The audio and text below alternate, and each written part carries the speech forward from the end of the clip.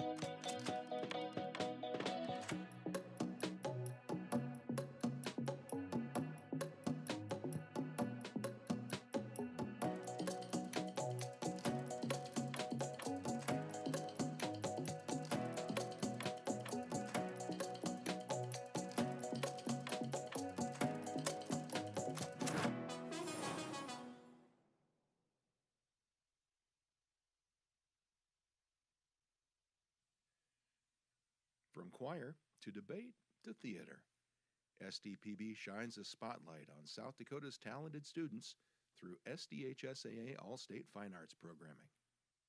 Good, useful, and full of wonder. SDPB.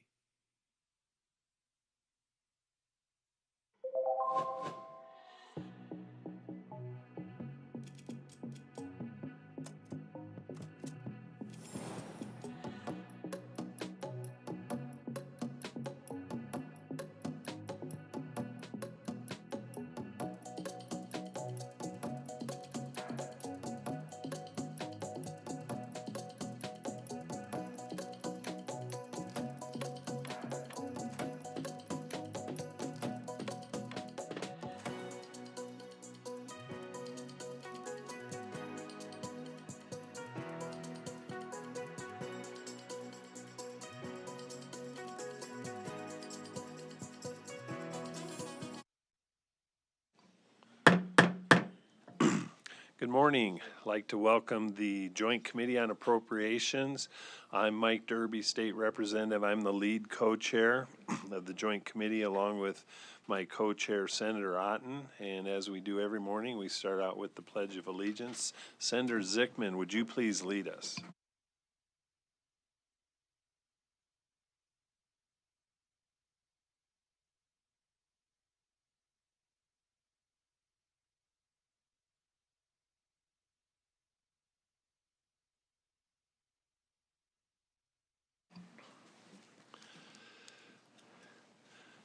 Thank you, Senator Zickman. I'd like to welcome all of our listeners on South Dakota Public Broadcasting, and a reminder, please make sure your cell phones are off, and lobbyists must be wearing the badges for the organizations they're representing. All testimony and questions will be addressed through the chair, and testifiers must sign the guest register, and we have pages here that can help you do that on our tablet. So if you do testify, you do need to sign in, and our pages can help you with that. Okay? And at this time, I'd like to ask the secretary to call the roll.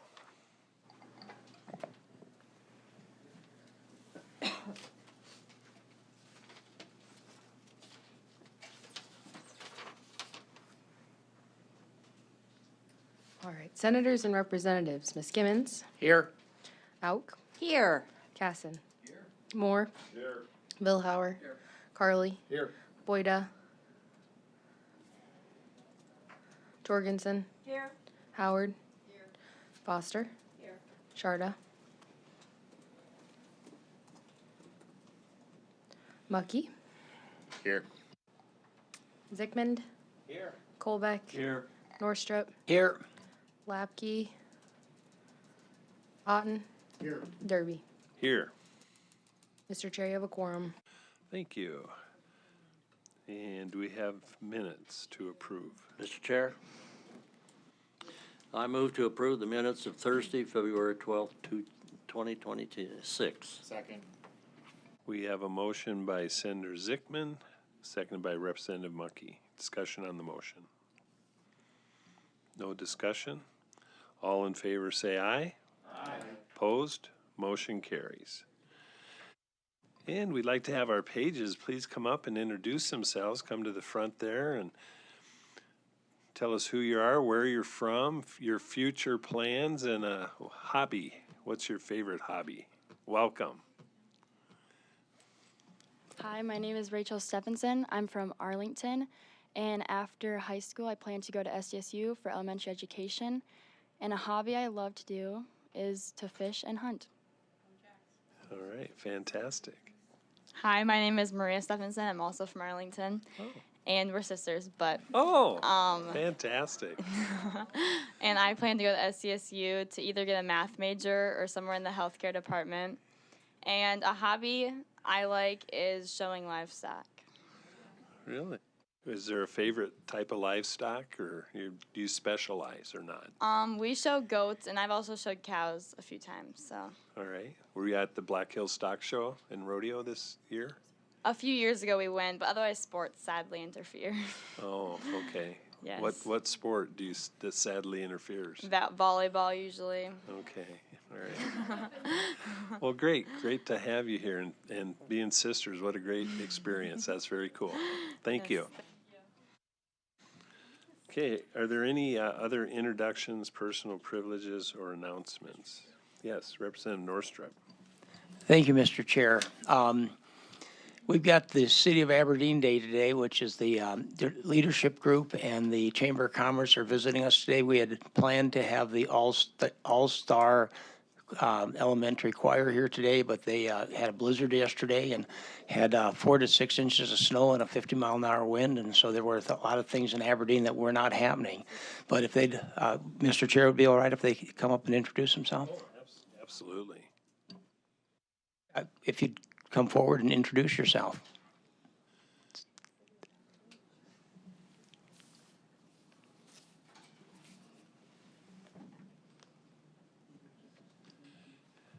Yes, please introduce yourself, where you're from, what your hobby is, and what your future plans are.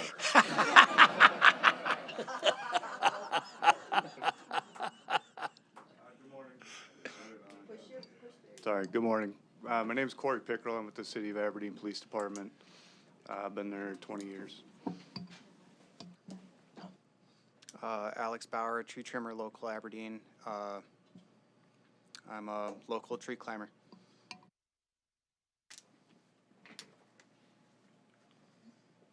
Clayton Labrie, physical therapist assistant at Sanford Health up in Aberdeen. Philip Jordan from Aberdeen. I work for the Aberdeen Area Convention and Visitors Bureau.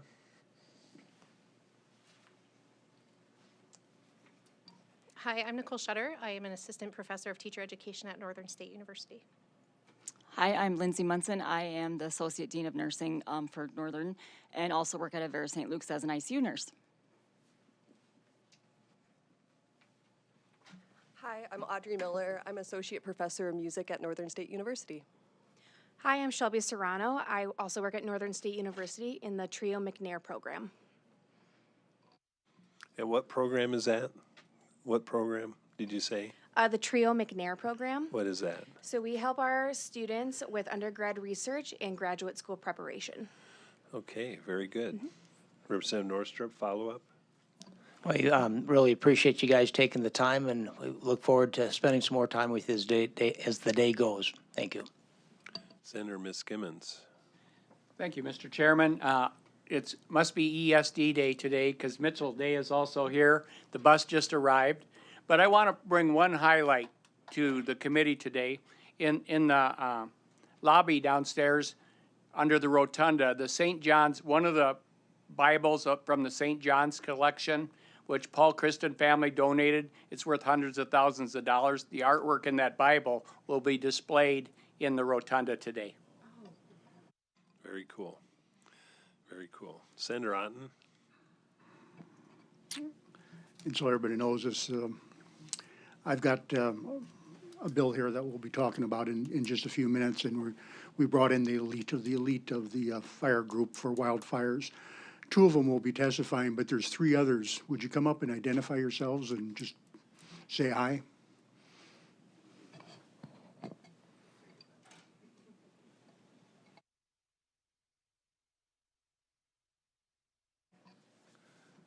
Ron Hofteaser Sr. from Miller Fire.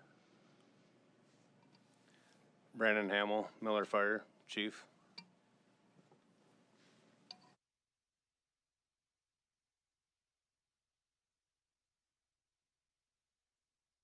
Phone on, please.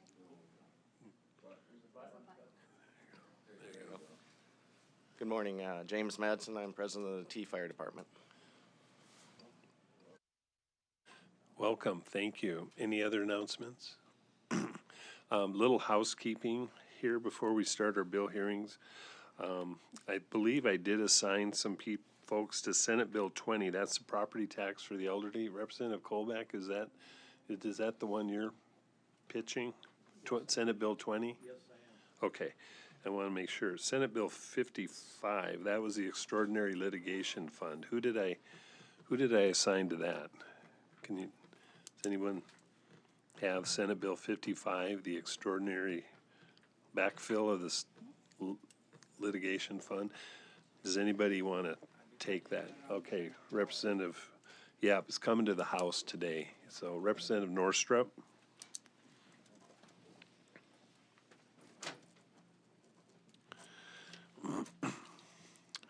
Okay, very good.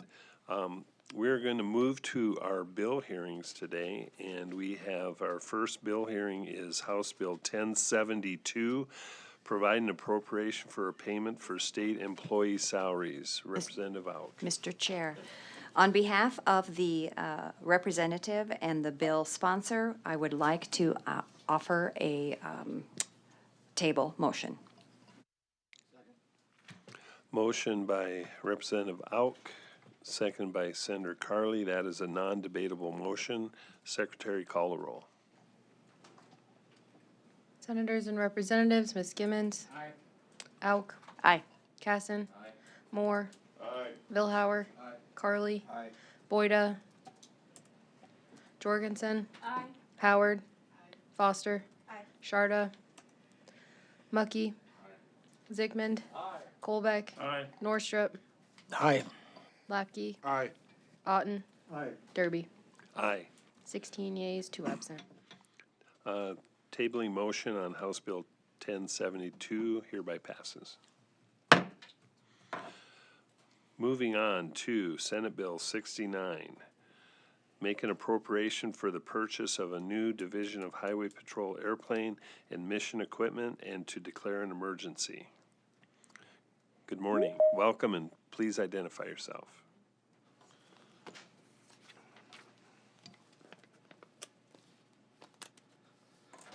Good morning, Mr. Chair, members of the Joint Committee on Appropriations. I'm Colonel Casey Collins. I'm Superintendent of the South Dakota Highway Patrol, here today on behalf of the Department of Public Safety.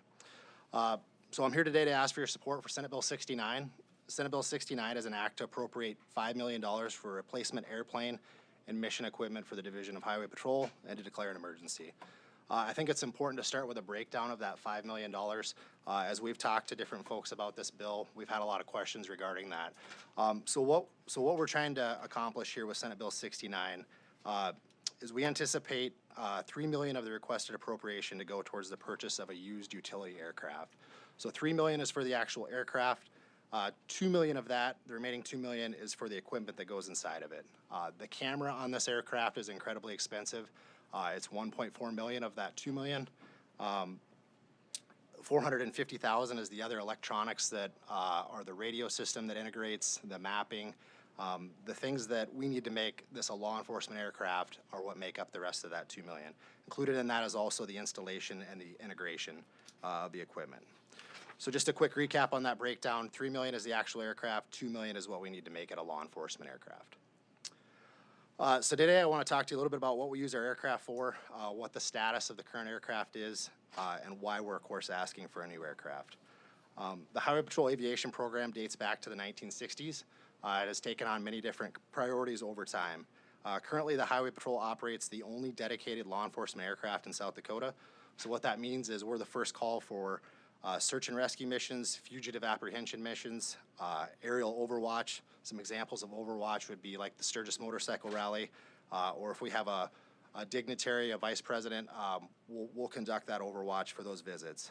Counter-drug surveillance, pursuit mitigation are also two uses of the plane that I'll touch on kind of as we go. I think one of the most important things to note on this request is that, while the Highway Patrol has the fortune to manage this asset, this really is not only a Highway Patrol asset, it's the only law enforcement aircraft for all of South Dakota. I can tell you I see the requests come in from the local police chiefs, the sheriffs, our search and rescue partners. Our stance has long been if the aircraft's mechanically available and the weather allows it, we fly the aircraft.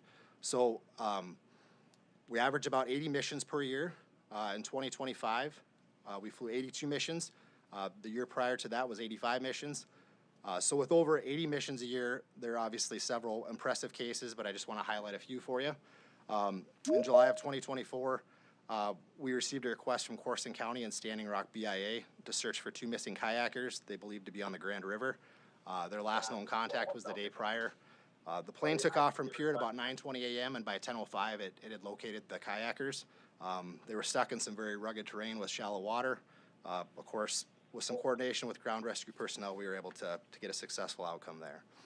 Another case I'd like to highlight: in February of 25, we had a request from the U.S. Marshal Service to assist them in rural Tripp County with the apprehension of a known violent federal fugitive that had a lengthy history of law enforcement standoffs. During the subsequent standoff, the subject actually crawled through the floor of the house and was crawling out the crawl space, armed with a firearm.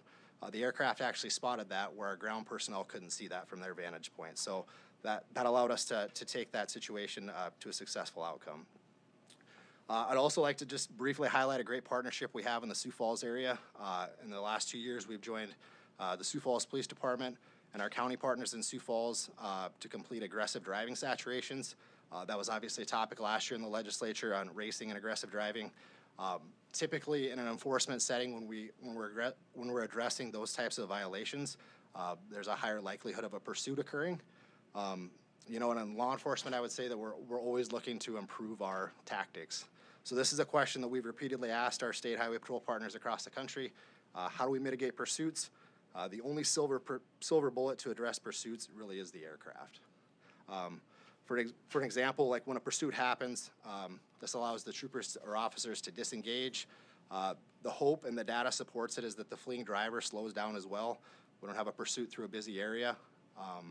This aircraft allows us to follow the fleeing vehicle until it arrives at its home or wherever it may go, and then we're able to hold them accountable for their actions. This is an incredible deterrent as well. You've probably heard Secretary Perry testify in the past that we've had groups use an app to track our aircraft.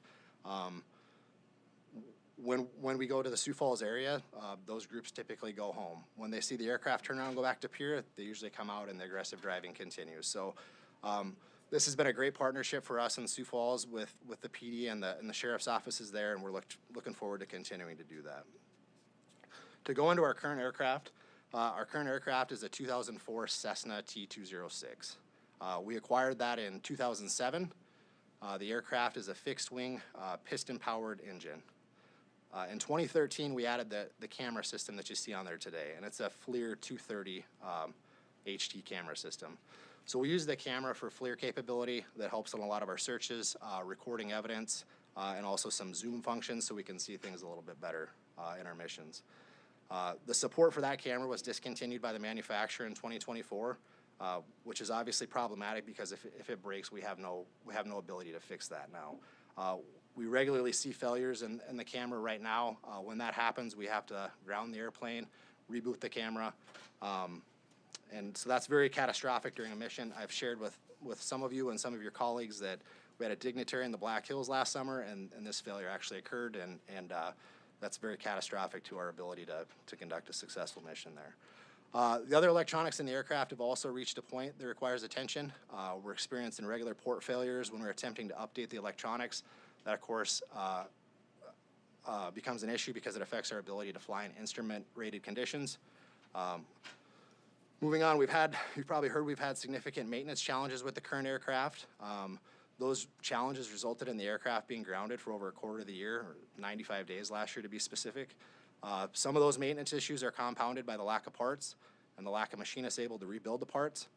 For example, in October of 25, we had a piston cylinder issue, which this issue is exacerbated a little bit by the style of flying that we do. When we fly, we generally go to an area and we orbit for hours on end at a low speed. So obviously during that process, when we had the part failure, we preferred to buy a new part and replace it and put the aircraft back to new condition. That part was back ordered 22 months. So quickly that became not an option for us. Luckily, after several tries, we found a repair shop that could rebuild the cylinder. It wasn't, the failure wasn't significant enough where we could rebuild it. But you know, those are catastrophic things that if we would have been stuck in a 22-month back order for an aircraft would have been an issue for us, a significant issue. In addition to that, we experienced a pitot static failure during the Sturgis Rally. As you know, that's our largest public safety event of the year.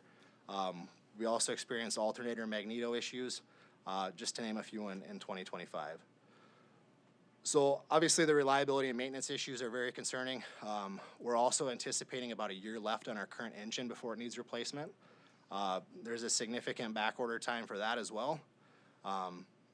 So the maintenance and the back order issues are really compounding and continuing to build. I'd also like to just highlight a few limitations with our current aircraft. Our payload capacity, which is what we can carry after it's full of fuel and the equipment in the aircraft, is 464 pounds.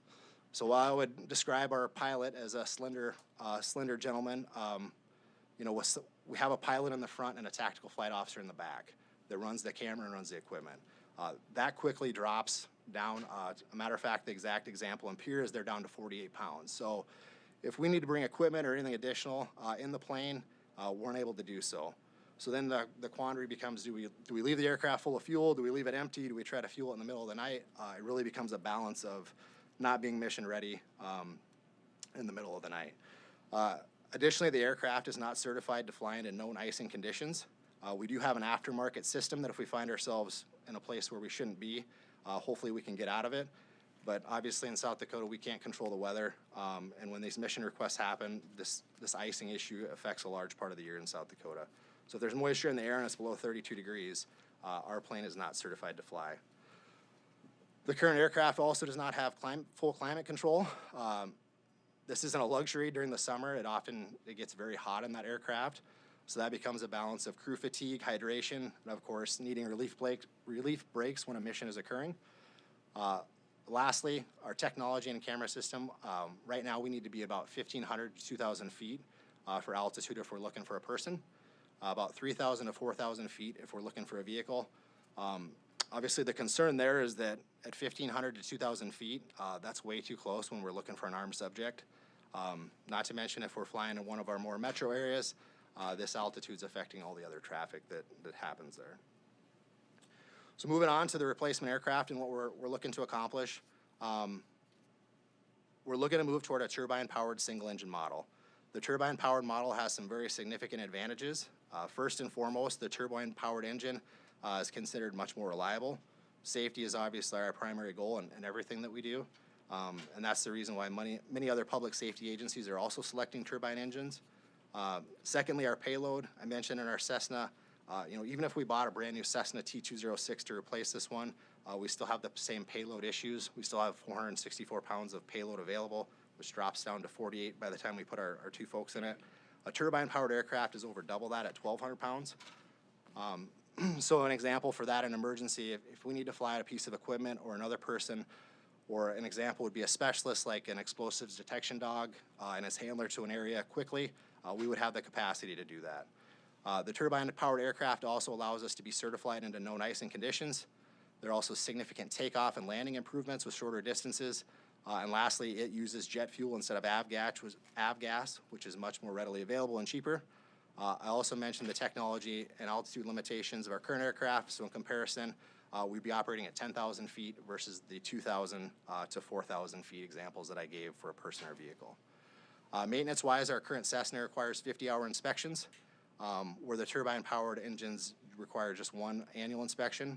Also worth note, this engine is very similar to the engine of the other state aircrafts, so DOT aviation staff are familiar and able to work on them. Additionally, I think it would be helpful to give some context to our flight times. Right now, it takes us 75 minutes to fly to Sioux Falls. With the newer aircraft, that would go down to 59 minutes. For Rapid City, it currently takes 65 minutes. We'd be down to 49 minutes with this type of aircraft. As far as endurance, right now we're looking at 4 to 5 hours of flight time. The new aircraft would improve that to 10 hours.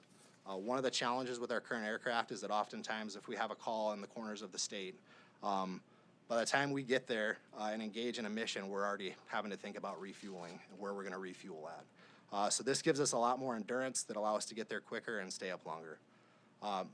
As I wrap up, I'd just like to highlight, we've had a lot of great conversations with different folks about the potential make, model, equipment on a replacement aircraft, and I look forward to even more of that. From my point of view, the concern is that when there's a public safety crisis or a mission that needs flown in South Dakota, we need an asset that's available, that's reliable and safe, an asset that's able to get to every corner of South Dakota as quick as possible and stay on scene as long as it takes to complete the mission.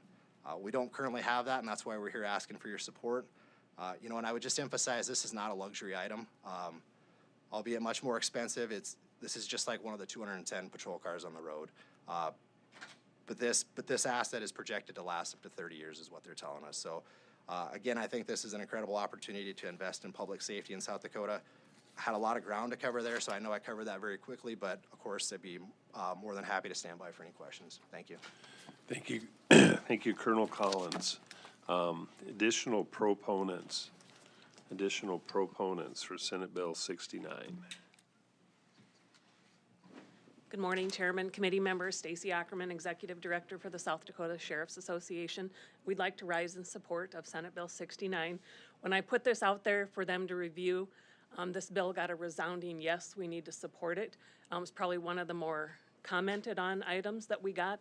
A lot of it is because of the search and rescue missions that it does, but I want to give one example. I currently reside in McPherson County, and several years ago there was an armed robbery in Pierre, and the plane was able to get up and it was able to tell the direction that the vehicle was going and get those, my border state counties, the sheriffs were in position then by the time that that vehicle approached. So it is good in rural areas for criminal apprehension as well.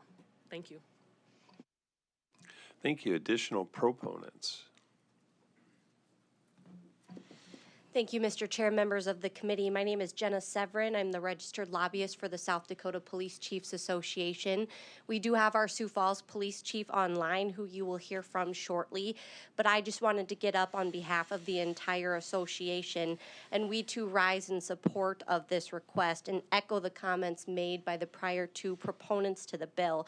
We especially emphasize the public safety component of this aircraft and its need and usage by all law enforcement in South Dakota to facilitate and carry out those efforts and missions. So we would respectfully ask for your support here today. Thank you.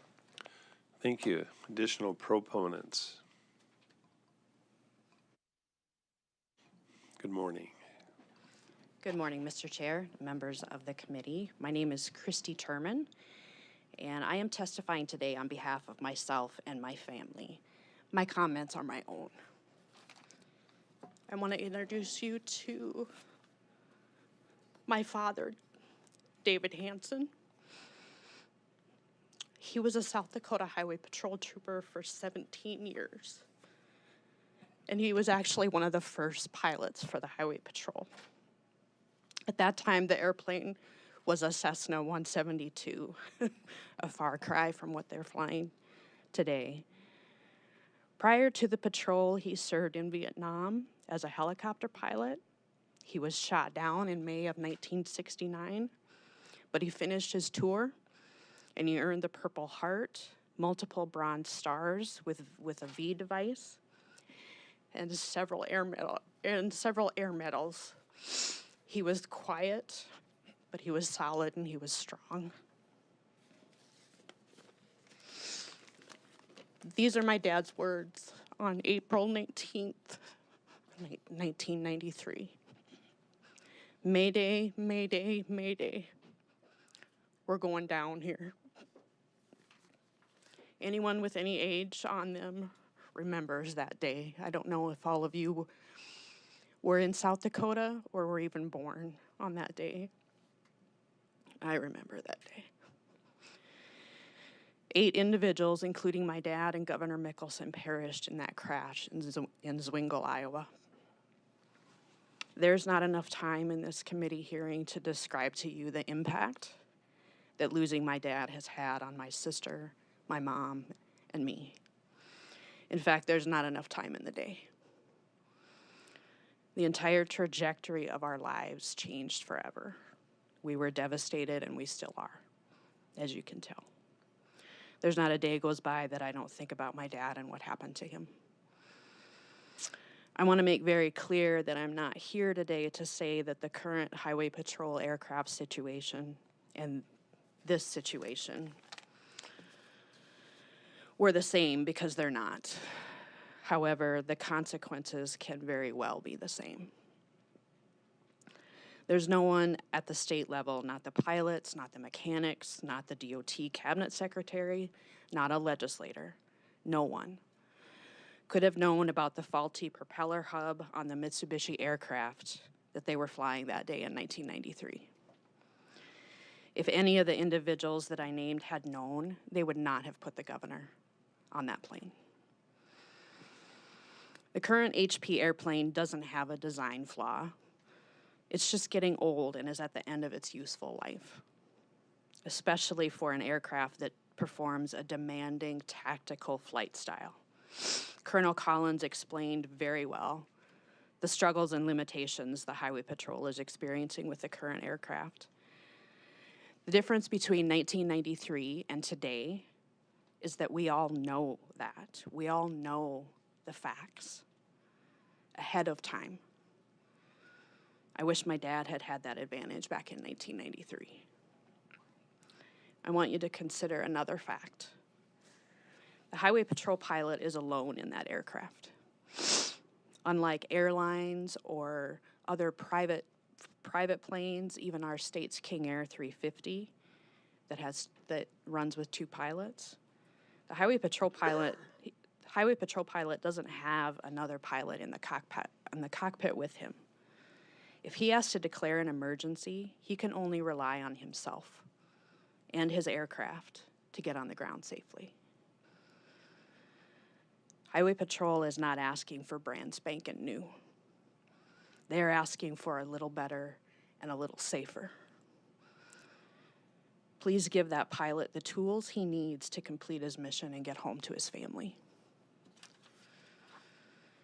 I am not an appropriator. I don't know or understand the pressure that you guys are under to stretch our tax dollars as far as they will go to help as many citizens as possible, particularly those that need a hand up due to circumstances they probably had no control over in the first place. I'm willing to bet that you don't know or understand the pain and grief my family have experienced the past 33 years. I would trade places with you in a heartbeat. And I know this, I don't want another South Dakota family to experience what my family has experienced for the past 33 years. I know you don't either. Please make the decision to provide a safe working aircraft for our Highway Patrol pilot. Thanks for listening to my story today.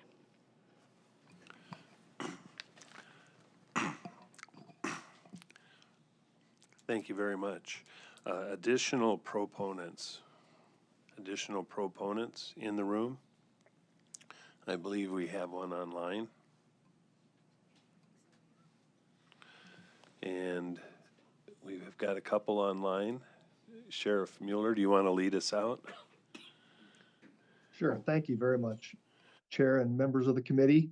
My name is Brian Mueller, and I'm here today representing myself as Sheriff in Pennington County. And there are several pieces of specialty equipment and vehicles in public safety that are unique and often expensive. When you need that piece of equipment, nothing else works.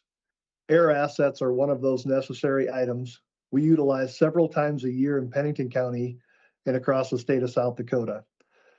We use them during critical search and rescue missions, during planned and emergency law enforcement operations, where time and tactics can often make life-saving differences.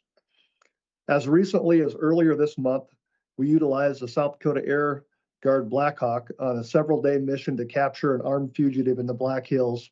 Many of you followed along with that on the news. Although we were very grateful to have the asset available, the specific mission may have been better served with an air asset that could have flown much higher and undetected by the individual we were searching for. Also, the fuel flight times on many of these operations can be key to first responder and public safety.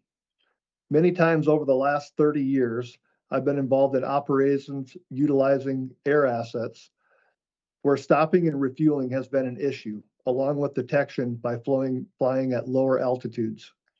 I'm told the airplane the South Dakota Highway Patrol is wanting to purchase has a much longer flight time than their current plane and can operate at a much higher altitude. I'm also told the response time to Western South Dakota will be much quicker, which can be essential for non-planned emergency use of air assets.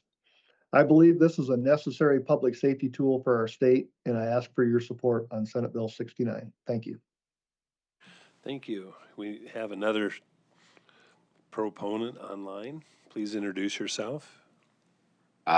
Thank you, Chair and esteemed members of the committee. My name is John Toombs, Sioux Falls Police Chief, representing myself today on this topic of great importance. From one level, I think the previous proponents touched on very well the importance of this aircraft. I think one thing I wanted to highlight was while law enforcement is often highlighted, we sometimes don't talk about change of behavior. And Colonel Collins hit on this quite a bit. We know for our great partnership with the Highway Patrol and our county agencies on our saturations, when the HP 500, as we call it, is its call sign, arrives overhead, we see an immediate demonstrated change in behavior from people who seek to do things and drive excessively and endanger our communities. The asset that this has become has been a game changer and a behavior changer in this area. And we are incredibly grateful for the Highway Patrol's support of our community with their air asset that they currently have, knowing full well that improving this air asset would prove great dividends. On a personal level, though, my previous positions before I was chief had the honor of being on the SWAT team for over 10 years. And as part of those operations, was in rural South Dakota several times on fugitive apprehensions and callouts involving armed subjects in unknown positions and locations. And I can tell you from experience, hearing this over the radio, HP 500 overhead, brought a sense of comfort and security for me in situations that were very, very dangerous and unknown.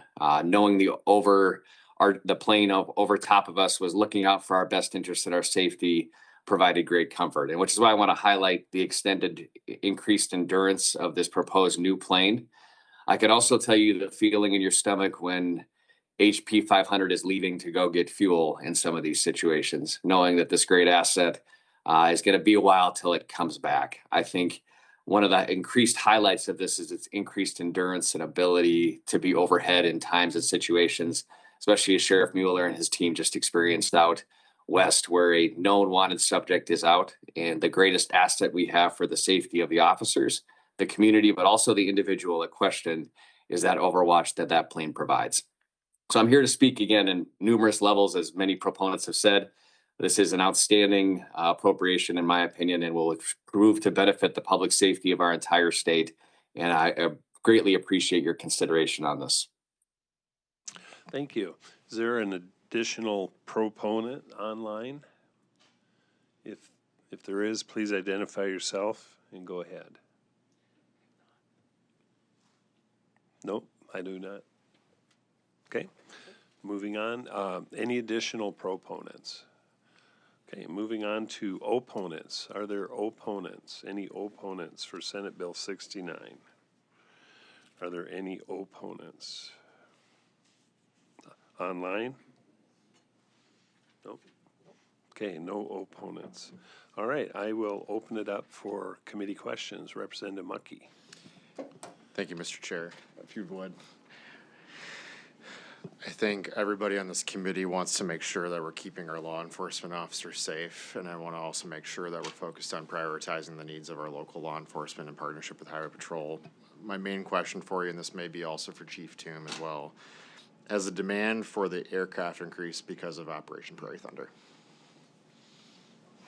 I don't think it's increased due to any specific operation, Representative. I'm sorry, Mr. Chair. I don't think it's increased because of any specific operation. As I mentioned before, anytime we get a request for this, we fly it. And so when we're we're looking for criminal activity, the aircraft is an incredible asset. We see a lot of pursuits during those, and so it was utilized during Operation Prairie Thunder. Yes. Understood. Thank you. Okay, Senator Carley. Thank you. We heard some compelling testimony there about safety, and obviously we never want a crash like that. I assume whether the old aircraft or the new aircraft, you will always ground the airplane if there's any safety concerns for flying. So so question A and question B is there any actual safety concerns with the existing aircraft, or is it, as you testified, all the speed, mechanical, law enforcement, visuals, all those updates? Mr. Chair. Senator, thanks for the question. So we have a great staff at DOT Aviation that do inspections on the aircraft regularly. If there's an issue, they put it out of service. They identified the piston issue that I talked about last year, and we took it out of service immediately. So hopefully that answers part A. Part B is, of course, we would never put this up if it's got a safety issue. Today, there is no safety issue. The concern is that it's really just on the brink due to its age, the back order of the parts. So that, if we experience one of those catastrophic failures, we're just without an aircraft for a couple years probably. Follow up. Yeah, follow up on that. Is the aircraft, the current aircraft or the new aircraft, used in any way for following citizens to issue speeding tickets? Mr. Chair.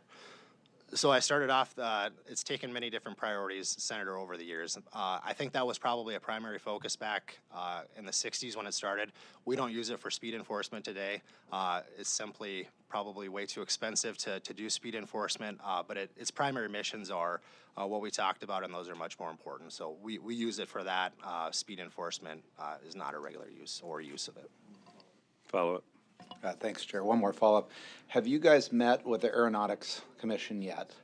And if not, why not? And could you do that by the time this is, so that we feel comfortable you met with them before we vote on this? Mr. Chair. Senator, so I am attending their meeting today at 2 o'clock. So about a month ago, I heard of that concern.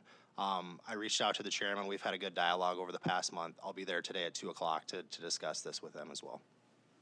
Okay, Senator Howard. Thank you, Mr. Chair. Just more out of curiosity, but have you ever found yourself in a situation where you wished you had a helicopter instead of a fixed-wing aircraft? Mr. Chair, we've had that that question a lot, Senator. So South Dakota is large, and so due to the size of South Dakota, how much fuel it takes to get to different areas, an aircraft makes much more sense for us. If we were just covering Rapid City or Sioux Falls, I think a helicopter would make more sense, but we're trying to handle every mission here centrally from Pier, and so the Endurance makes a lot more sense with a fixed wing. Senator Foster. Thank you, Chair. So I do have a question. So this is a two-part request, one for the plane and the other for equipment. So I kind of have a two-part question. Is one, can you give a little bit more in depth of specifically what type of missions are driving the need for the equipment? And then is it possible to just update the equipment and retrofit the current plane? And so. Mr. Chair. Thank you for the question, Senator. So I'll try to first answer the question of can we fix what we have now? The backorder part issue doesn't go away if we fix that. So even if we bought a brand new, the same exact plane that we have right now, the engine is still backordered several years. The part issues are still backordered several years. The payload capacity on our current aircraft is really a limiting factor.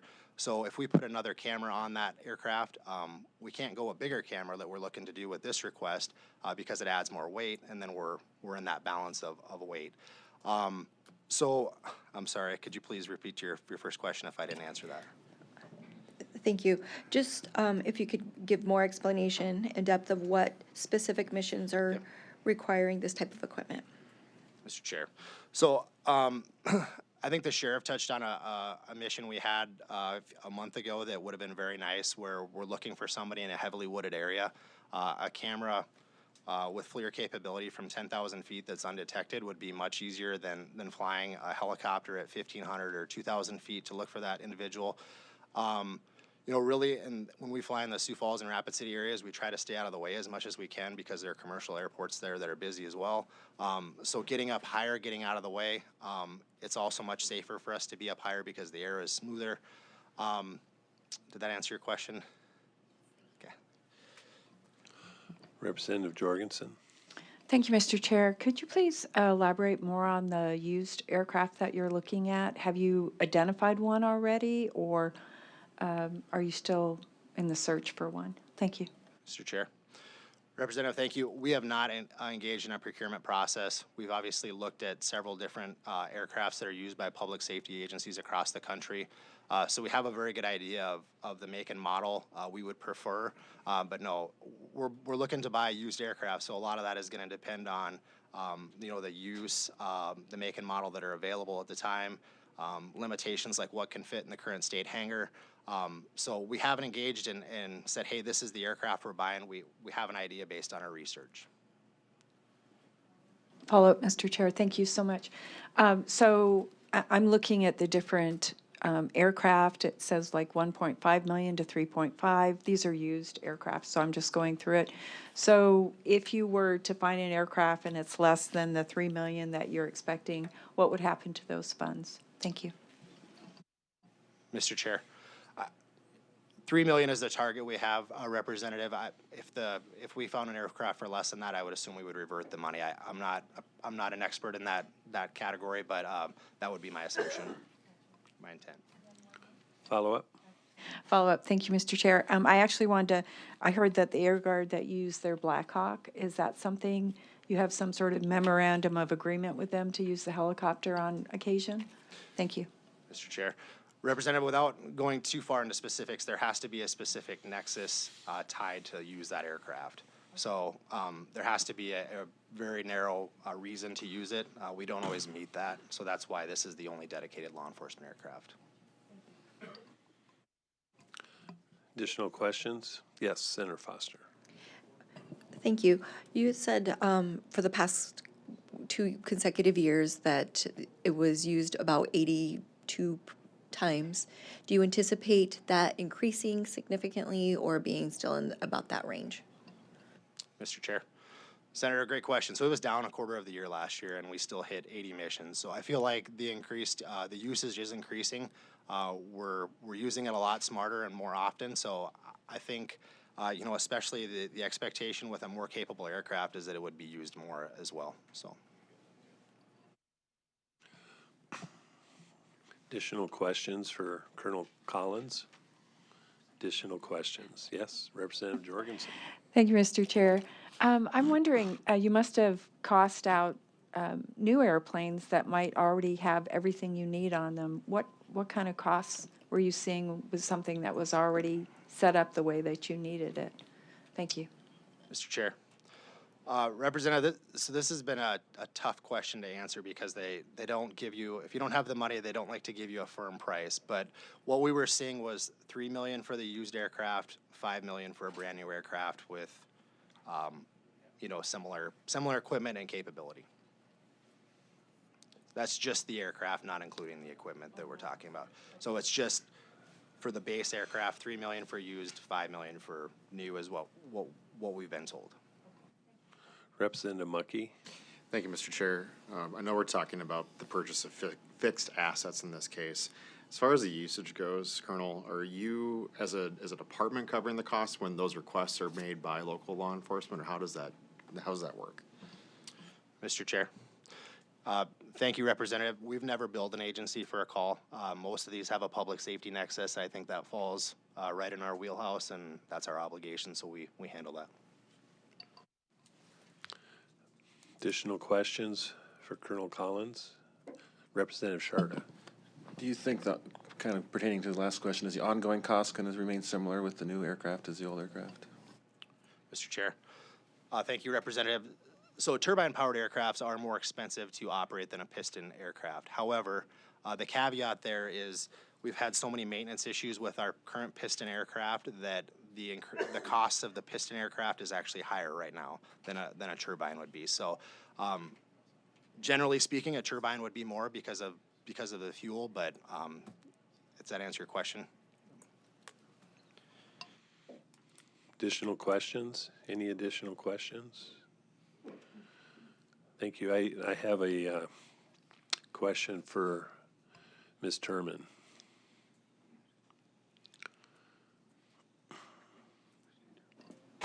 Sir. Actually, it's more of a comment.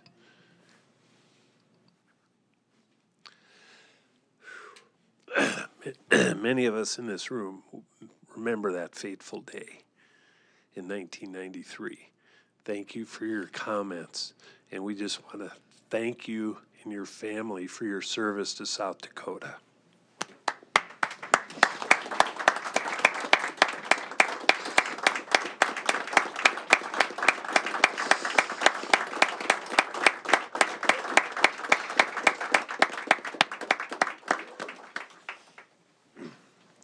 Thank you, and you didn't need to do that. I'm glad you remember. I'm afraid they're being forgotten and that the whole situation's being forgotten. But you didn't need to do that. That standing ovation was for my dad. Thank you. Representative Colbeck.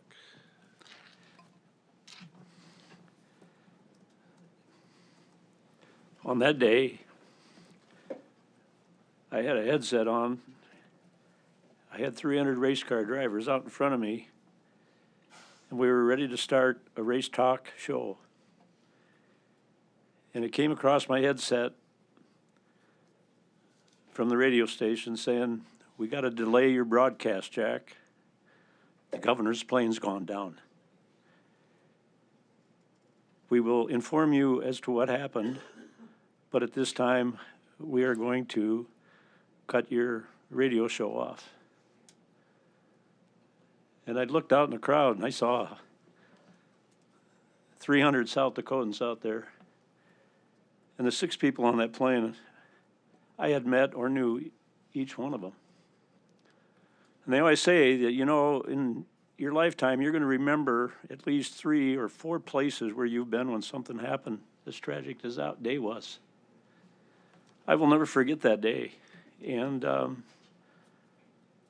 so I want to commend you for coming forward today and bringing that bit of memory back, whether it makes anybody feel good or not. But when we went back on the air and we had to make the announcement that we had to cancel the show, because the governor's plane had gone down and we had no idea what the outcome at that time was. But being there live with the radio, we found out a whole lot quicker than most people in the state of South Dakota did. And so, again, I want to thank you for bringing that forward, and we commend your dad for his heroism that day, because it had to be tough. And your family from that day forward. So thank you for being here. Thank you, Representative Colbeck. Senator Zickman.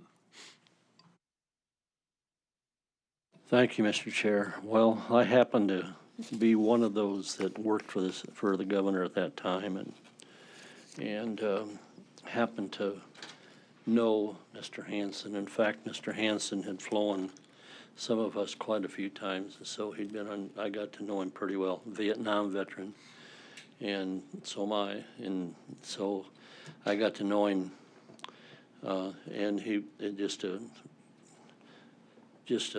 gentleman, outstanding gentleman and pilot.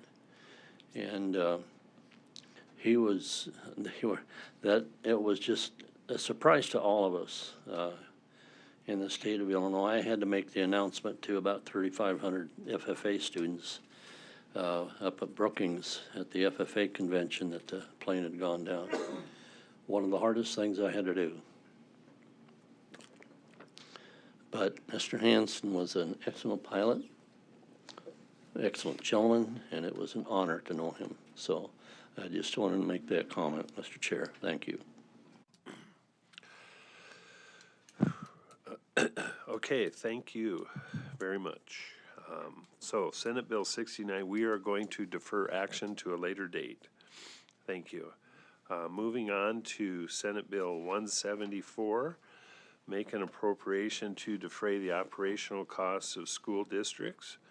We are going to defer that to a later date. Moving on to Senate Bill 217. Make an appropriation for a fire management officer position within the Department of Public Safety.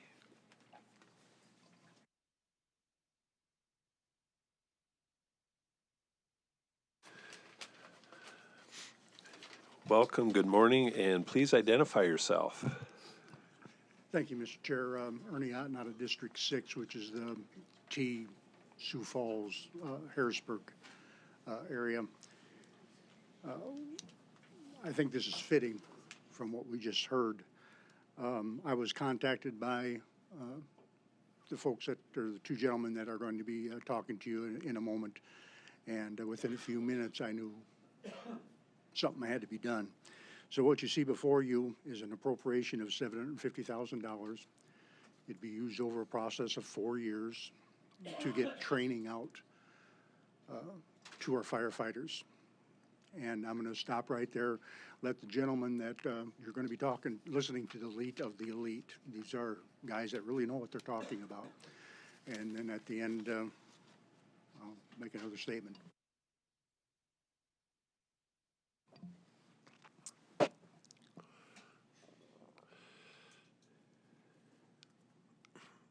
Good morning.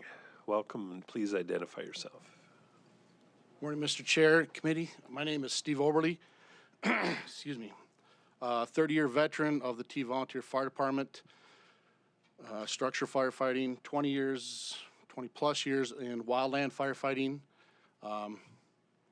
Just recently received the state award for Instructor of the Year from the State Firefighters Office. So, and then I've been an instructor for the state for roughly 25 years as well. So I know structure side and I know wildland side. That's some of my past, my history.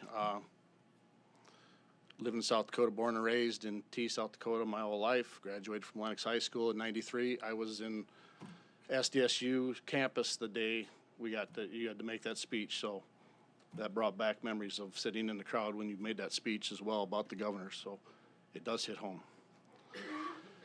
I'm the vice president of the Coyote One Association.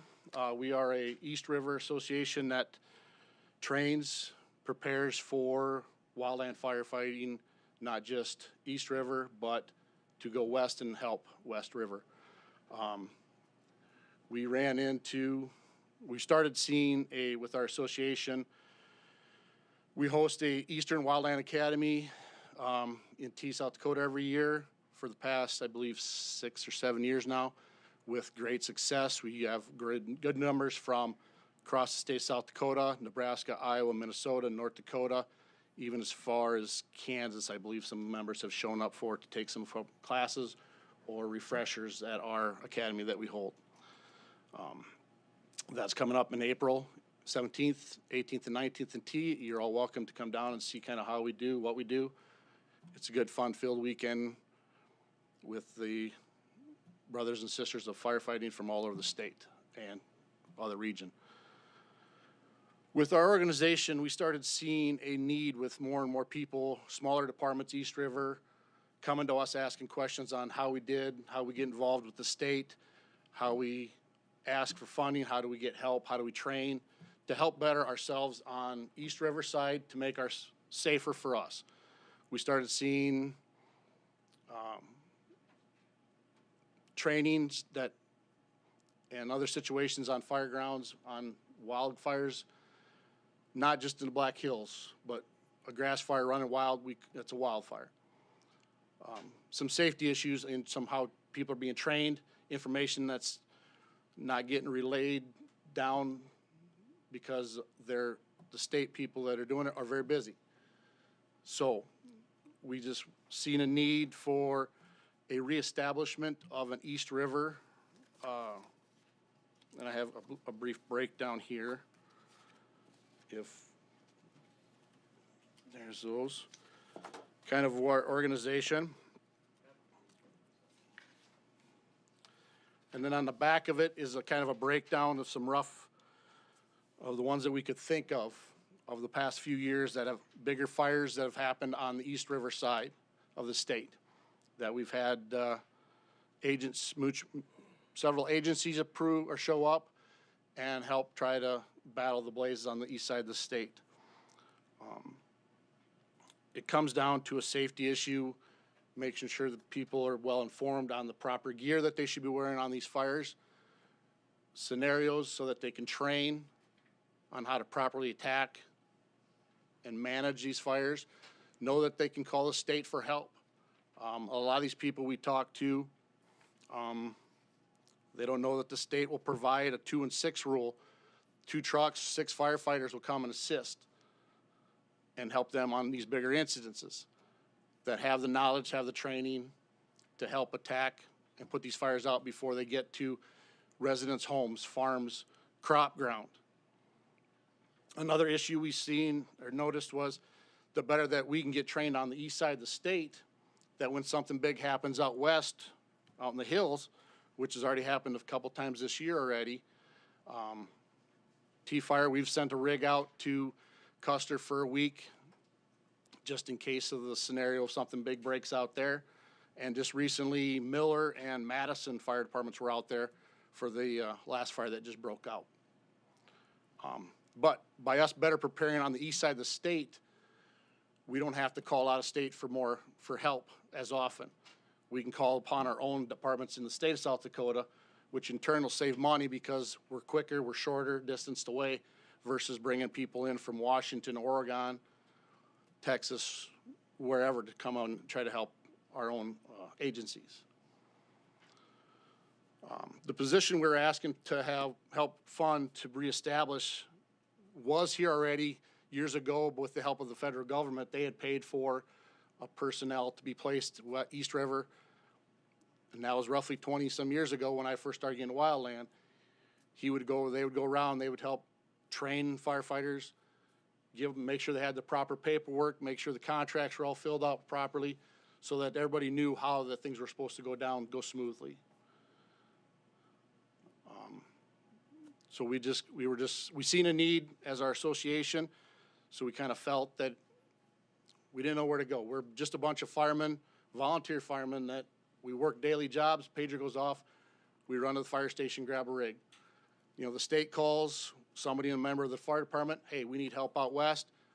We in turn call our groups of members who are available and in our certain districts or towns, are you able to go for a week or 2 weeks? We try to line it up and we head out west whenever they call to try to help. So that's just kind of the nuts and bolts. But we started seeing, like I said, is it's getting to be a safety issue to where some of these firemen aren't getting properly trained. They're not getting the proper equipment to wear on these fires, so they're not getting burnt over in grass. I mean, it burns fast, it moves smooth and quick. So just so that they get properly trained and get proper information so that they can go home to their wives and children as well. Thank you. Thank you. Additional proponents. Additional proponents. For Senate Bill 217.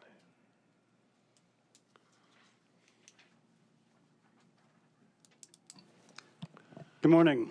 Thank you for the committee for this opportunity to sit here, and thank you, Chairman. A special thank you, Senator Otter, for bringing this forward. My name is Brad Vosberg. I have been a professional firefighter for the city of Sioux Falls for 23 years, recently retired. I have been on a volunteer fire department for over 35 years. I started with Renner Fire Rescue many years ago, and I'm currently with Lyons Fire Department. I'm sorry I'm not a public speaker, so it might take a second here to gather my thoughts so I get things right. I'm just a dumb fireman, as we always say, so I'll try to figure out what to say here in the right order.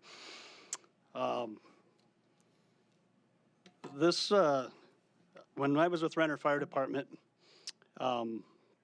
back in the early 2000s, we had an incident where we had a large grass fire, and our assistant chief found himself out away from his vehicle into some tall grass and didn't realize a wind shift caused a fire to shift and move towards him. As he tried to flee back to his vehicle, had to climb over a fence, got caught up, and was overtaken by the fire. Lucky for us, he had mitered to second-degree burns and really was just a home treatment situation and not a hospitalization, but it was a very lucky scenario. In those days, we did not have wildland PPE, we call it personal protective equipment. We didn't wear the clothes that wildland firefighters wear. We didn't carry fire shelters on these small structure departments and didn't hardly know what they were. At that time, the state had the East River FMO that Steve spoke of, and Renner Fire took this incident and other learning and took it to heart, and we put together a wildland program and trained our people and equipped our people. And with the assistance of that, the state of South Dakota's wildland agency in that position. We moved forward from that, and Renner Fire actually built a dedicated fire truck to wildland firefighting, and we started helping fight wildland fire across the country. It was an enormous fundraiser for the department and helped fund other things like a new structure truck for the department. So with that learning that we got from South Dakota Wildland Fire, we used that to our advantage to help our department. That position then went away. When we had been into wildland firefighting and had made friends with a few other departments. And when that position went away, we decided to form an organization, Coyote One Wildland Association. I was one of the founding members of that, and I've served as president off and on over the years and still serve in that association. Through the association, we started out with 5 members, and we have taken on other departments through the years, and currently we are up to 17 departments in the association.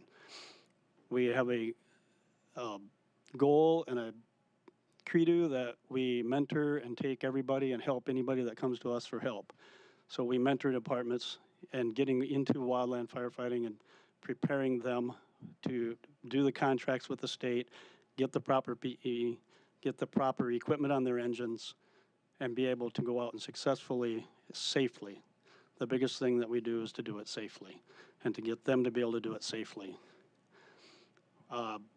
Through all of this, it's gotten to the point that we have a certain number of trained individuals that can teach.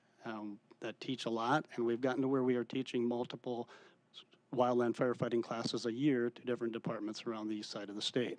It's just gotten to the point where for the association it's become kind of overwhelming. So then we've come up with the proposal that we would ask for the reestablishment of the East River Fire Management Officer. And we've always worked very closely with South Dakota Wild and Fire Suppression. We have a fantastic relationship with them, and they do a fantastic job. But it does stretch them thin when we are 300 to 400 miles away from them and needing their assistance.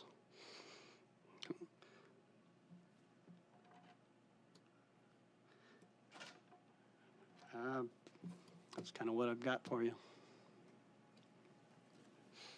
Very good. Thank you very much. Additional proponents. Additional proponents, Senate Bill 217. Are there any online? Additional proponents.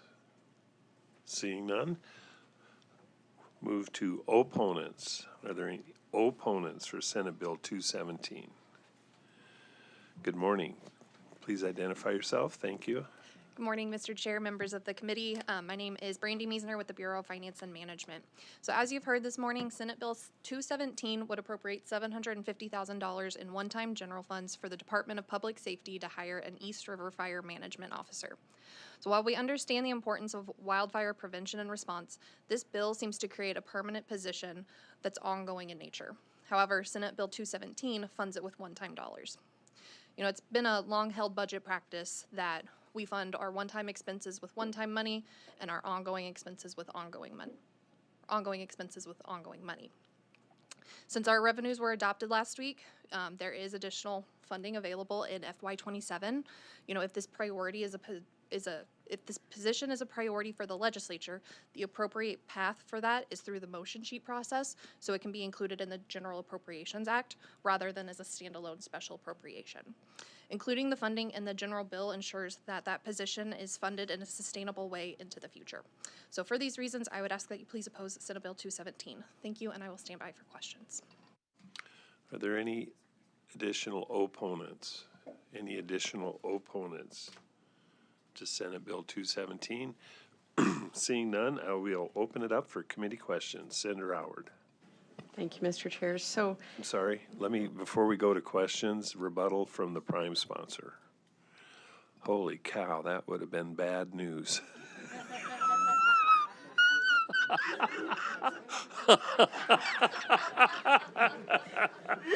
Well, I do set the tone because I did this yesterday, and Senator Voigt always, she's my hammer. She puts me back in line.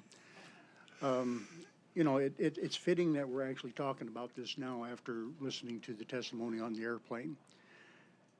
As a state, we have required every community, they've got to have fire departments. That's a necessity. You must do this. And then we've done our job, we brush our hands, yay, rah. And the hard reality is we haven't trained anybody yet. And that's my biggest concern on this, because you've got a lot of young men getting online, and even women, but I'll focus mainly on the men because after all, we know what we're doing. Don't talk to me about anything. There's a fire, it's coming toward me, I got water, I'll handle this. I'm out there in my tennis shoes, don't have any protection, but shut up, I don't need to hear about it. That's a man's view on stuff. As they had mentioned, we did have this before, and it was a grant. The grant went away, and now I think that it's our obligation to take it forward, to make sure that these are volunteers, not asking for anything. Blows me away. And even when they called me, you know, I'm going, well, gee whiz, I mean, you know, fire, I mean, grass fire, I mean, take a bucket of water and put it out. And after a few minutes with these guys, I'm going, well, I absolutely don't know anything about anything. And so that's what we're facing here. And so as this process moves forward, I think that we can come to a remedy on this breach. Senator Howard, question. thank you, Mr. Chair. So, question for whoever wants to answer, but how long have you been without the grant? How long since the grant expired?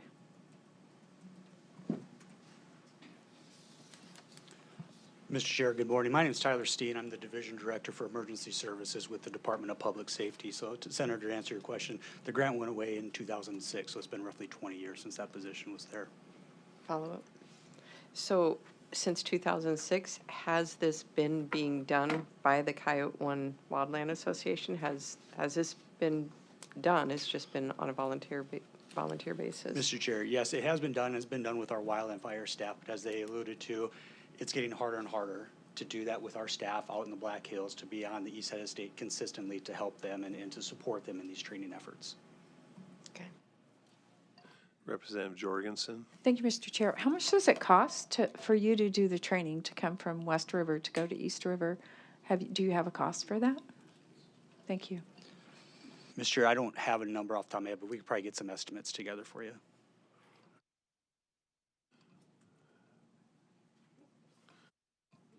Senator Otten. And I'll need a little leeway on this, Mr. Chair. We're principally dealing with what is in front of us.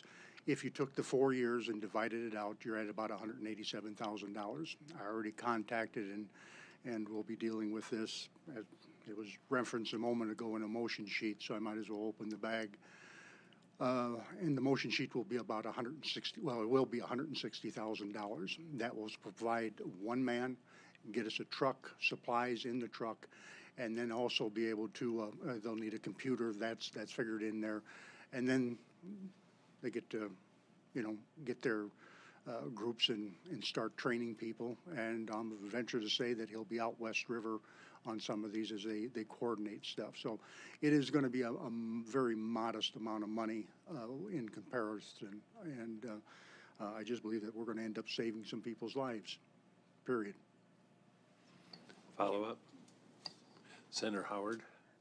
Thank you, Mr. Chair. I guess I just want to drill down a little bit more.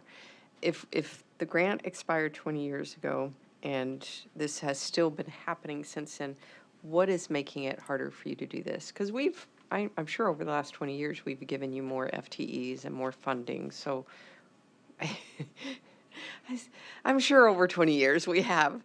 But so what exactly is making this harder?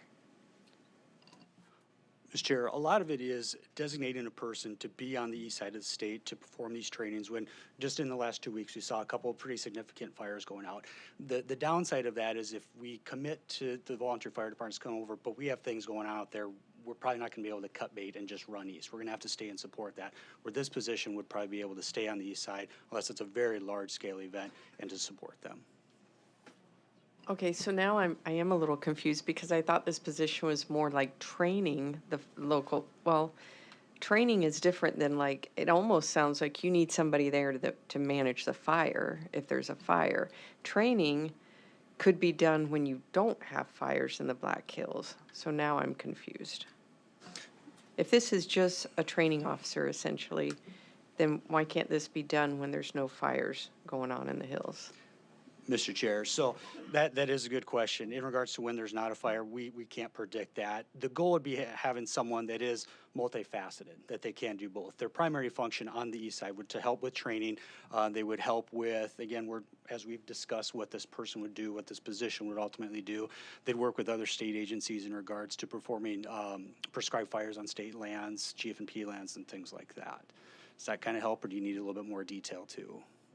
A little more detail, okay. Again, their primary role is going to be on the east side. I can't say that if something was happening on the west side that we wouldn't maybe want them out there if they have those qualifications for us. But if they don't meet those qualities, they would still primarily be on the east side helping support the volunteer fire departments. Okay, Representative Mucky. Thank you, Mr. Chair. I apologize. I asked a similar question of you when you came for a budget briefing, so bear with me a little bit. But I have a feeling, based on the timeline from 2006 on, you're probably seeing more wildland fires. Is that generally correct? Mr. Chair, I would agree with that. Just like we saw last week, the drier conditions, we're not getting the snowfalls like we've seen in the past that can help mat down the fuels that are out there. So yeah, it is increasing. We used to talk about a fire season being, later in the spring, early in the fall as we lose that green vegetation. Now we're not getting the snow cover, so we're seeing this year-round fire danger in the end. Senator Voida. Thank you, Mr. Chair. I'm just curious, was there any options explored? I think some of our colleges, maybe the extension, do they have some programs that kind of relate to this that could be utilized?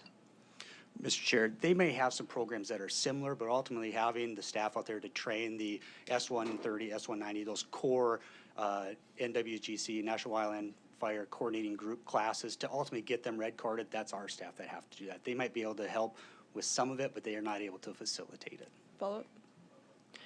Okay, so currently, I'm putting my prescribed burn hat back on because we've dealt with that a lot, right?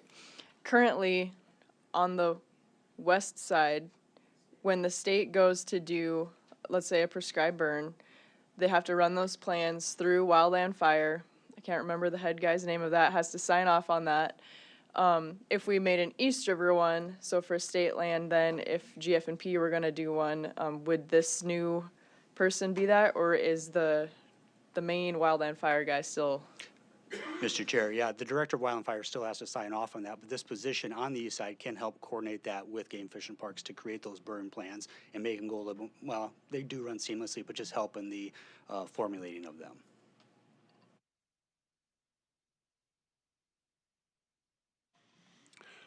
Senator Miskimmons.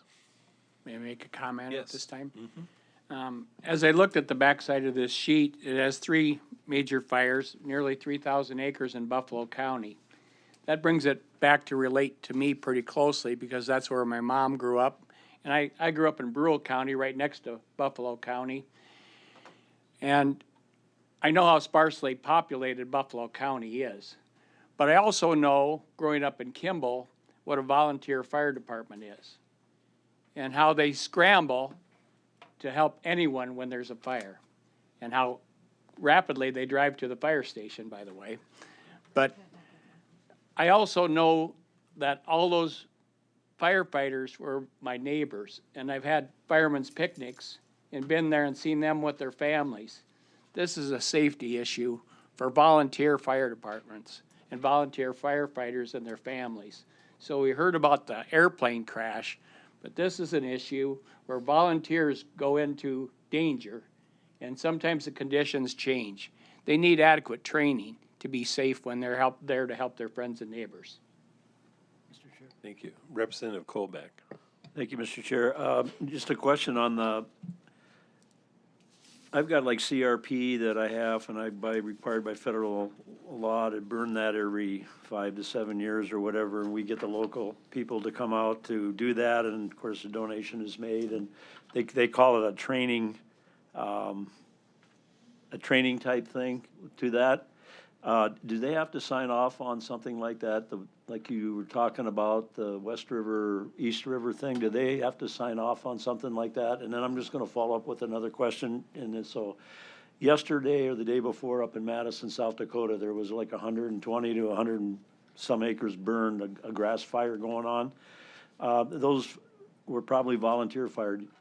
I would assume that had those firefighters, had they gone through any of this training underneath this grant that expired past, a few years ago? That my 2 questions. Thank you. Sure.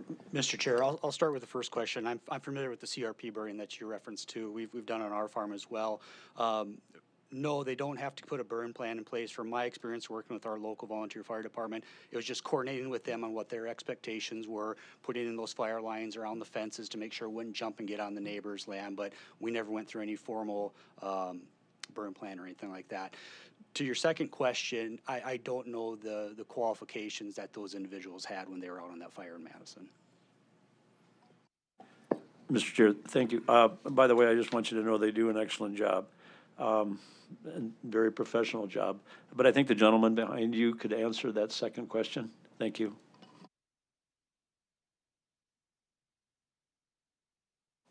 Madison Fire Department is a member of Coyote 1, and they have trained extensively, and I do not know which units were on that fire, but I can assure you that there were trained individuals in command. They are well trained in wildland. Please identify yourself again, please. I'm sorry, Brad Bosberg. Senator Foster. Thank you, Chair.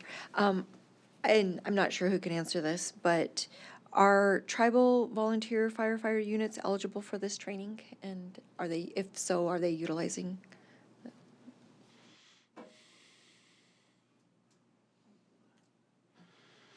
Steve Oberly, T-Fire, Coyote One. Mr. Chairman, yes, they are. We open up to everybody. When we have our training, like I said, in April, we have our Eastern Wildland Fire Academy. It kind of goes along with what the state has in Fort Pierre, and we just have it at different times. The past 4 years, I know for a fact that our beginning class, S-130, S-190, which is the beginning baseline wildland firefighting to become a firefighter 2, is packed. The last 3 years alone, we've had to double the class. So we've had to go get 2 more instructors from our association to help teach that class. It's a full weekend long, starts Friday night, goes all day, all night Friday till about 10, all day Saturday till about 5, 6, and then Sunday till about noon, and then we go out and do a field or a hands-on day or a field day. Excuse me. So it's open to anybody and everybody. So even we do have some federal agencies that come and get certified in it so that they can help with their own agencies do control burns. To your question about the farmers or CRP burns, I've helped our neighbor, or my farmers in our jurisdiction when I was the fire chief. I would help fill out their through their Department of Ag. I'd help fill out their burn plan for them. They would take it down to the FSA office in the county seat. They'd get it signed off, and then we'd come back. We'd set up a date. Basically, it's not a date. We just look at it and say, I'll let you know when the weather looks good for what I've wrote down in the burn plan. Then we go and we burn it on a night or Saturday or Sunday, whenever I can get enough volunteers to go and participate. So, to answer your question as well, we try to. And we try to use it as a learning experience as well. So that way we take our younger guys and show them how to properly burn safely and effectively, and how to put in our control lines, wet lines, and all that stuff to burn off of. We try to use all those times like that as a learning experience so that the younger generation, I say younger now because my dad got me into firefighting, and I think my mom cursed him for that. So, but my wife today, so this day, curses my father for it because I'm never at home. But we try to teach the younger generations how to do it safely, and that's why these classes are so important, to teach these younger guys. Right now in T, South Dakota, I've got 2 19-year-old boys that just got on their fire permit. They're taking the firefighter 1 and 2 class, which is our structural side, and they've already signed up to take the certified wildland class to become a firefighter type 2 for the T Fire Department. So they see the importance of it. They want to know. And even if they don't take it for the class to go out and help west, but at least it gives them the idea to know that even on a half-acre grass fire that we might be, hey, don't worry about it, to keep your head on a swivel and know the weather can change at any time. We're in South Dakota. Wait 5 minutes, the weather's going to change, right? Well, that's a big factor when we're burning grass. Fire doesn't care. That wind doesn't care. What's in its way, it's going to burn right through you. So that's what we push across, is the importance of keep aware of your surroundings, know what we're burning, how we're going to burn it, communicate. So, thank you. Thank you. Let's see, was this a follow-up? Yep, Okay. I just want to comment from personal experiences what you just talked about.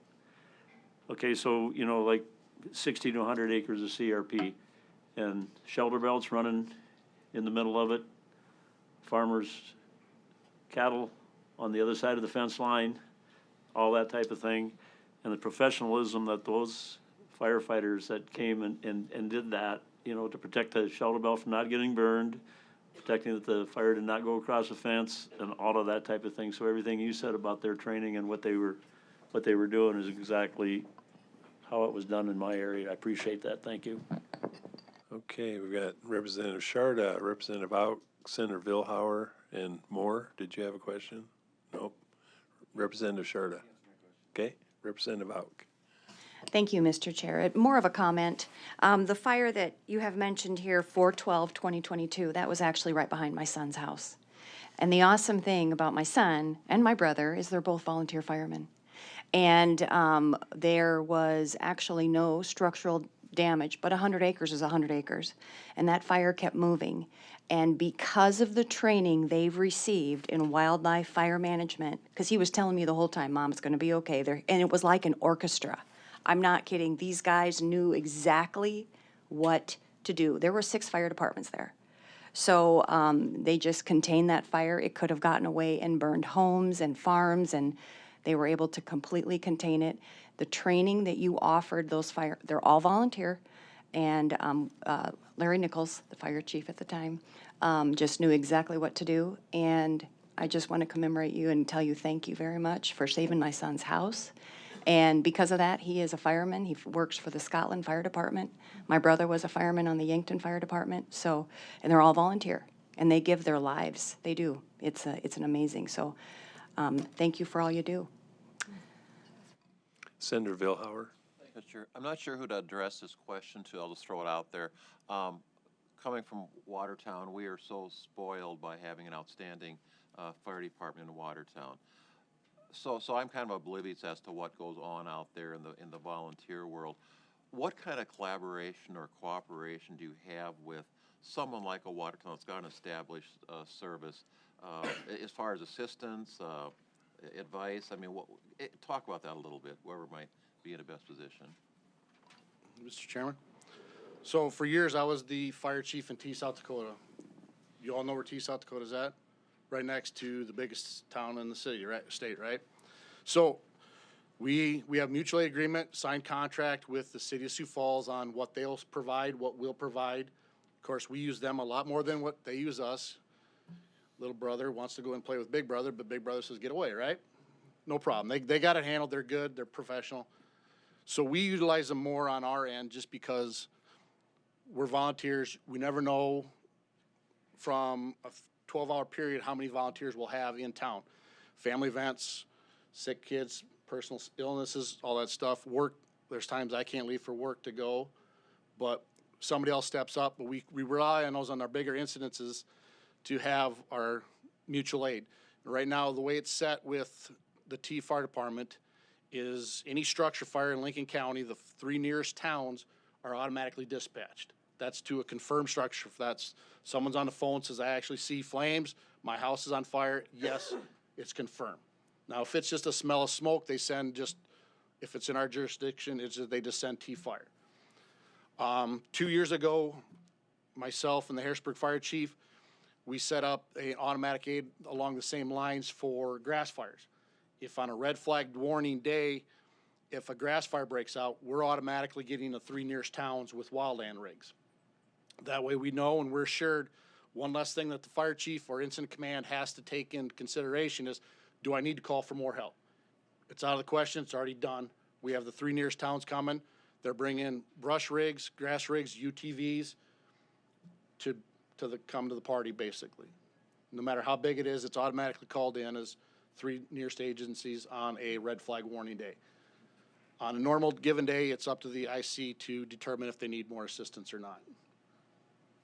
Follow up. So I'm assuming it's, those sort of arrangements are all over the place as far as the established departments versus the volunteer departments in. Yeah. Okay. They're prearranged. We have meetings with them. I think we set up an 8-year contract. So I don't know the year that the current one expires, but when it starts getting close, we'll start having meetings with their fire chiefs, and we'll go through and make sure everything's still kosher, and then we'll re-sign again. Okay, thank you. Okay.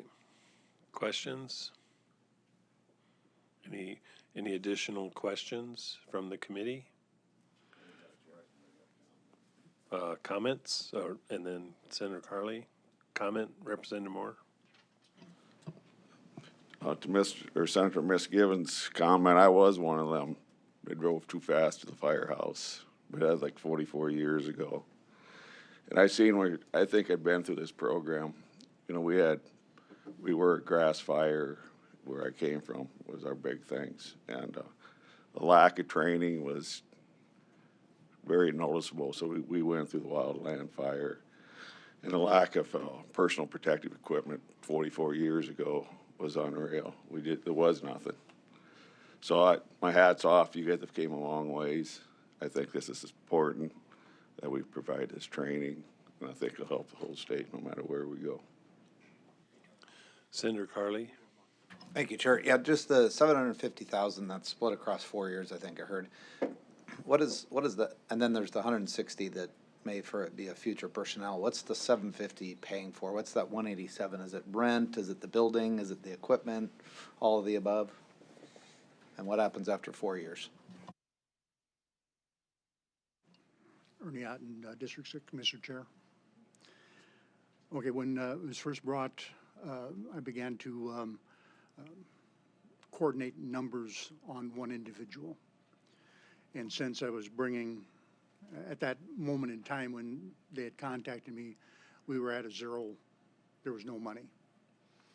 And so I knew that we had one-time money, and so I kind of, through my own mind, I came up with about $187,000, 4 years. That's where you get to this number that you see in front of you.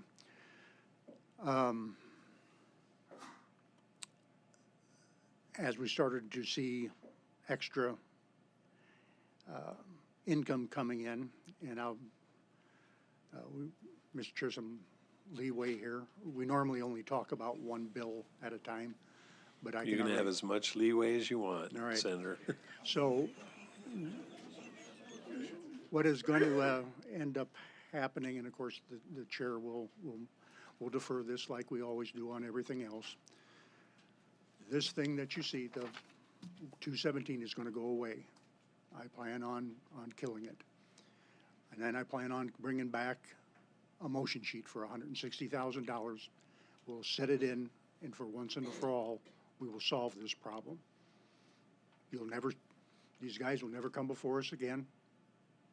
We'll have the training that we actually need out there. And as I've always thought after I had talked to the chief, I'd always envisioned it as a training, but, you know, going back to Senator Howard's question, that when you've got a fire out West River, he's going to end up gravitating there because he knows what's going on also. But also I would say that one of my bigger concerns is that they had mentioned with the winds and whatnot, if we don't coordinate this between east and west, we're going to end up with a group of guys that, yeah, they know how to handle prairie fire, and yes, winds do shift. But what happens when you send those guys out into West River, where you've got knolls and ridges, and all of a sudden a firestorm erupts and it's coming behind you? You need that training. And after all, I mean, these are volunteers. They're not asking for anything. So hopefully that answers your question. Very good. Any additional questions? We are going to defer action on Senate Bill 217 to a later date. And that concludes our bill hearings. Is there anything else for the good of the cause? Anything else for the good of the cause? Okay, I'd entertain a motion to adjourn. Motion by Senator Lapke, seconded by Representative Out. All in favor say aye. Aye. Opposed? Motion carries. SDPB brings you closer to your government with gavel-to-gavel coverage of the South Dakota legislature and in-depth reporting from Pierre. Good, useful, and full of wonder. SDPB.